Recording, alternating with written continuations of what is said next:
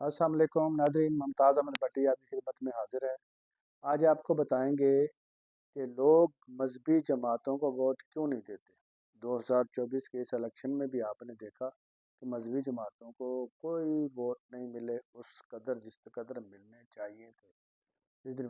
अच्छा, सिर्फ JUI जो है वो पुरानी जमात है, उसका सियासत भी पुराना ताल्लुक है, या फिर उसके बाद जमात इस्लामी है, उनको कुछ न कुछ वोट मिल जाते हैं। लेकिन बाकी जो आती हैं नई जमातें, उनको बिल्कुल भी, जैसे तहरीक लबैक आई, ये दूसरे भी हैं, लेकिन कोई उनको वोट नहीं मिलते, इस दफ़े भी नहीं मिले। उसकी वजह क्या है? वजह बहुत अहम है, वो मैं आपको बताता हूँ। वो ये है कि मजहबी जमातों ने, मजहबी लोगों ने अपने आप को सिर्फ इसलिए मुख्तस किया हुआ है कि बस इनका जो काम है, लोग ये समझते हैं इनका काम है बस अजान देना, जमात कराना, कुल कराना, निकाह पढ़ना, या बस मस्जिद में इबादत करना या जनाजे पढ़ना, बस यही है। हालांकि ऐसा नहीं है। ये सियासत करना हर बंदे का हक है, इनका भी होना चाहिए।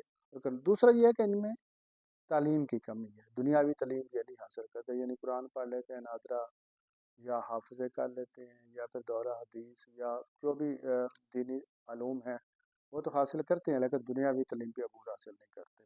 अच्छा, लोग भी अब लोगों के ये बता बता के लोगों के जहन में ये हो चुका है कि ये बस बैठ चुका है लोगों के जहन में कि ये बस ये अजान, नमाज, इबादत और ये वो नेक लोग हैं, इनका सियासत से क्या तल्लक।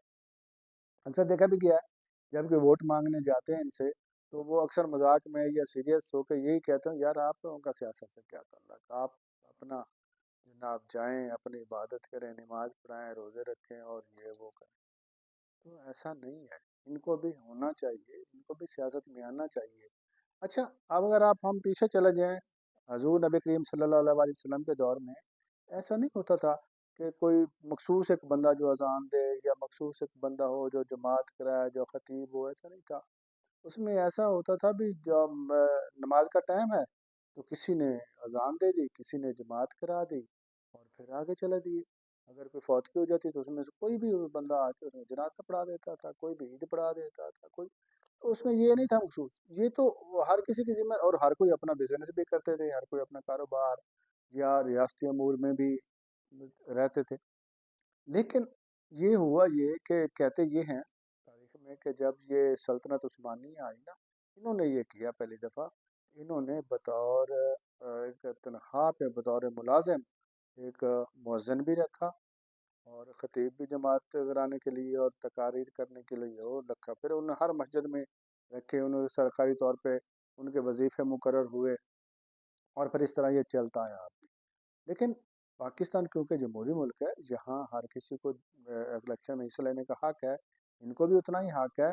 तो ये इनको इस सर्कल से बाहर निकलना पड़ेगा। ये जो मजहबी जमातें हैं, जो मजहबी हलके हैं, इनको इस सर्कल से बाहर निकलना पड़ेगा। सिर्फ इनका काम ये नहीं है, इनका काम जो भी है हुकूमत में आके ये उनसे बेहतर हुकूमत कर सकते हैं, तो ये साबित करना पड़ेगा। जब अभी साबित भी नहीं कर सकेंगे, अभी यही जब ये खुद भी कहते रहेंगे कि नहीं जी हमारा काम तो सिर्फ यही है मस्जिदों में रहना, अज़ानें देना, ऐसा नहीं है। मस्जिदों में हर किसी को जाना चाहिए, अज़ान तो हर किसी को आनी चाहिए, नमाज तो हर किसी को पढ़नी चाहिए, इबादत हर किसी को।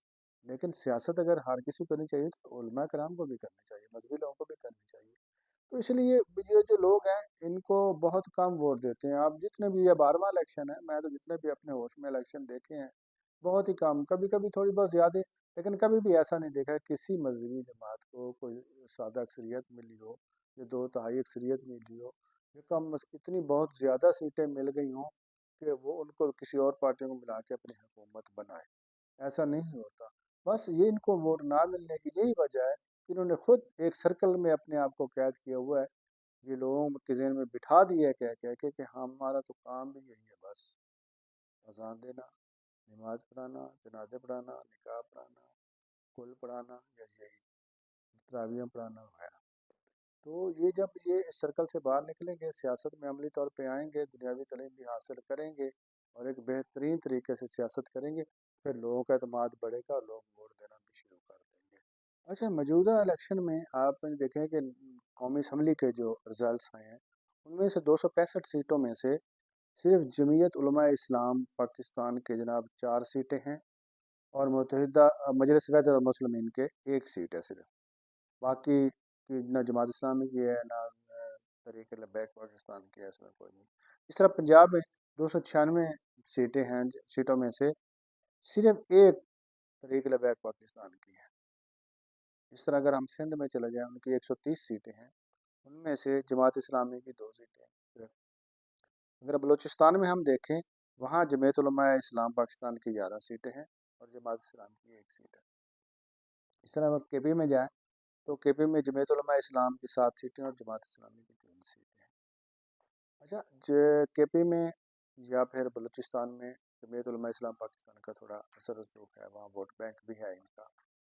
تو جیسے میں نے پہلے بتایا کہ جمعیت علماء اسلام پاکستان اور جماعت اسلامی یہ سیاست میں انوالو ہیں، سیاست کرتے ہیں اور کافی عرصے سے کرتے آ رہے ہیں، شروع سے کرتے آ رہے ہیں۔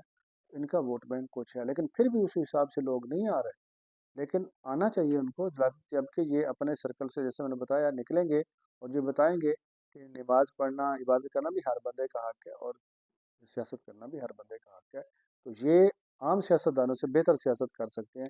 جب لوگوں کے ذہن میں یہ چیز بیٹھے گی تو ان کو بھی جو سادہ اکثریت بھی ملے گی، بہتائی اکثریت بھی ملے گی، اور پھر یہ آئیں گے، پھر دیکھتے ہیں یہ بہتر کر کے دکھائیں گے۔ اگر بہتر کریں گے تو آگے مزید اس سے زیادہ ووٹ ملیں گے۔ بہت شکریہ۔